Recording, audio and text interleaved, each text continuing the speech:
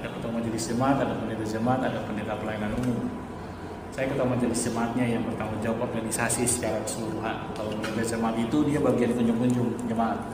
Dia tidak bertanggung jawab terkait dengan organisasi, ini harus begini aturannya, ini enggak. Ada orang sakit, orang meninggal, orang melahirkan, itu lebih urusannya dia. Gitu. Tapi kalau saya termasuk ngurusin itu juga, gitu ya, ngurusin itu juga, ngatur pegawai semua. Gitu ya. Ini sekretaris kami, sekretaris pelaksana harian majelis jemaat BNI kita, saudara BNI kita. Kemudian di GPIB itu selain ada ketua majelis jemaat, ada ketua 1, ketua 2, ketua 3. Kalau secara lengkap strukturnya sampai di 11 orang, itu sampai ketua 5. Jadi ketua majelis jemaat itu dia urus semua tentang bidang persidangan teologi dan persidangan gerejawi, khotbah, ibadah-ibadah itu dia ngatur semua. Kemudian di bidang workers itu ketua 1 bidang workers, dia mengurus orang sakit, buka, termasuk nanti kalau ada bantuan untuk pendidikan anak jemaat yang kurang mampu, jemaat ada keluarga yang kurang mampu, ketua 2 itu bermasalah, ketua 2-nya sedang berhalangan, tapi ada urusan jadi berhalangan, bisa sama-sama dengan kita. Terus saya juga lanjutkan dulu ya, tadi kan sampai ketua 2 bermasa, ketua 3 itu bidang PPSD dan PPK, pengembangan sumber daya insani dan pengembangan peran keluarga. Ya, jadi di KPIB ada pelayanan dibagi berdasarkan kategori usia. Jadi kalau yang 0 sampai di usia 12 tahun itu masuk di pelayanan anak. Pelayanan anak itu dibagi lagi, ada yang kelas TK, balita TK, ada yang kelas anak kecil, ada yang kelas anggun. Kalau balita dan TK itu TK perawat. Kalau kelas 1 sampai kelas 3 SD itu masuk di anak kecil, kelas 4, kelas 6 itu masuk di kelas anak anggun. Kemudian nanti di SMP itu ada persekutuan teruna, gitu ya. Ini ketua kami, Pak Siotang. Ketua yang punya laku atas. Ya ketua kemudian di SMP itu di kelas EK dan kelas UI. Kelas EK, nanti yang SMA itu di kelas UI. Ini pola belajarnya berbeda, pola pengajarannya berbeda. Ini kalau di GBB itu tidak menyebut anak-anak untuk perkat pelayanan kategori anak dengan teruna itu untuk hari minggunya sekolah minggu. Nah, kami tidak menyebut sekolah minggu itu kan termasuk peninggalan Belanda, Sunday School, begitu ya, terkait dengan pembinaan supaya anak-anak sebenarnya punya pengetahuan begitu. Tapi kami merubahnya menjadi GBB secara keseluruhan merubahnya menjadi ibadah hari minggu.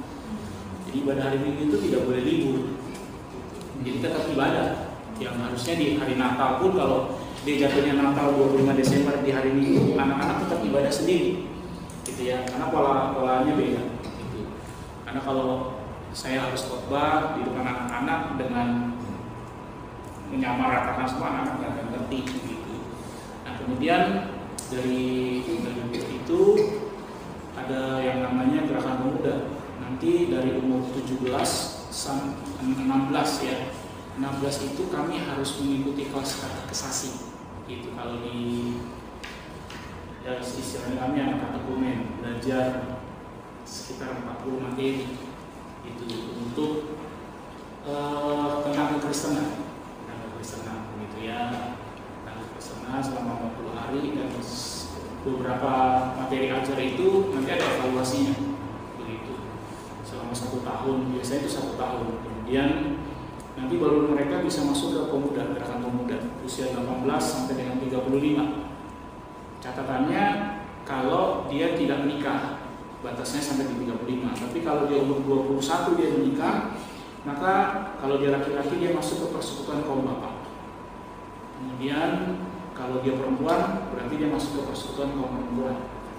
Nanti sampai di 60 plus 1 hari dia masuk di lansia, lanjut usia. Ya, warnanya beda-beda. Kalau untuk anak-anak ini warnanya hijau muda, Tosca. Ini kuning muda, kemudian ini biru. Kemudian kalau PKP itu umum, perempuan, kalau kaum bapak itu abu-abu. Kalau kaum lansianya itu orange.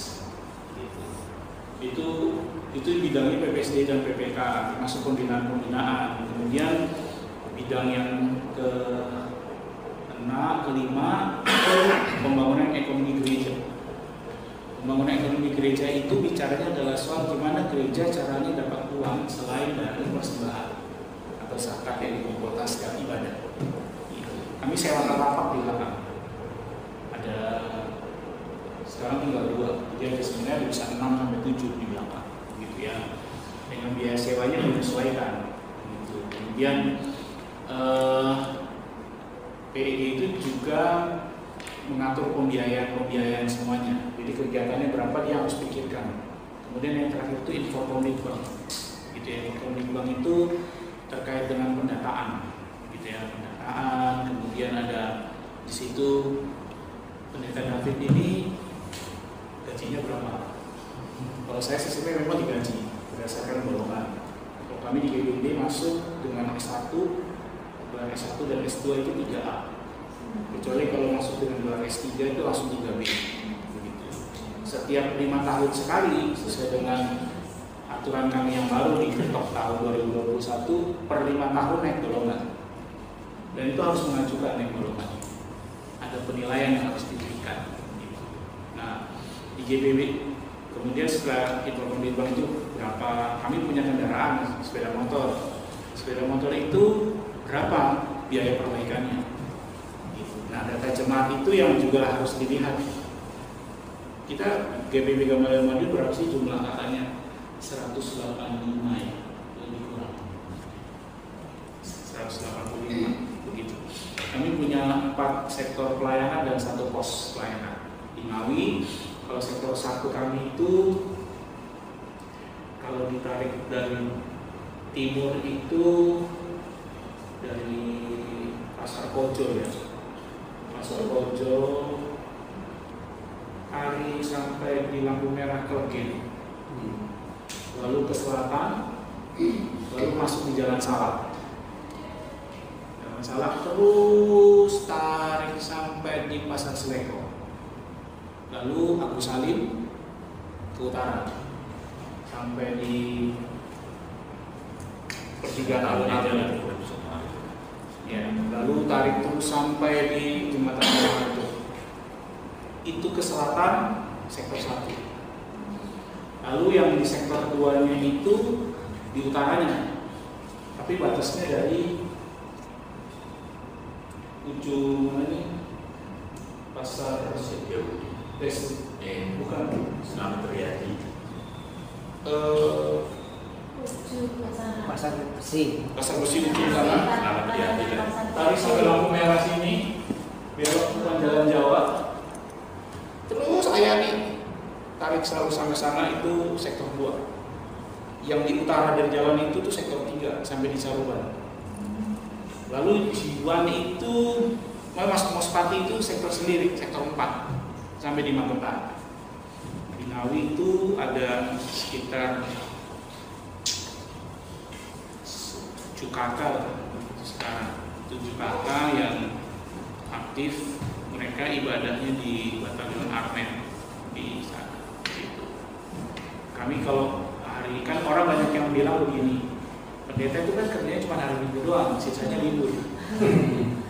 Gitu. Enggak, saya jam kerja saya terbalik, Selasa sampai Minggu. Jadi Minggu itu hitungnya hari kerja, gitu, hari kerja, gitu. Ya karena ibadah ya, gitu. Nanti hari Senin baru libur. Ada juga yang mengaturnya Minggu ketemu Jumat, gitu. Tapi pada umumnya kalau di jemaat itu di GBB Selasa sampai dengan Minggu, Senin itu kosong, gitu jam kerjanya. Ada pegawai yang ngurus administrasi, gitu. Jadi seperti tadi ibadah persembahan yang kami masuk berapa, dicatat dari siapa saja, dan itu dicatat satu-satu, lalu apa yang harus dibayarkan. Begitulah administrasi seperti biasanya, nyusun jadwal dan seterusnya.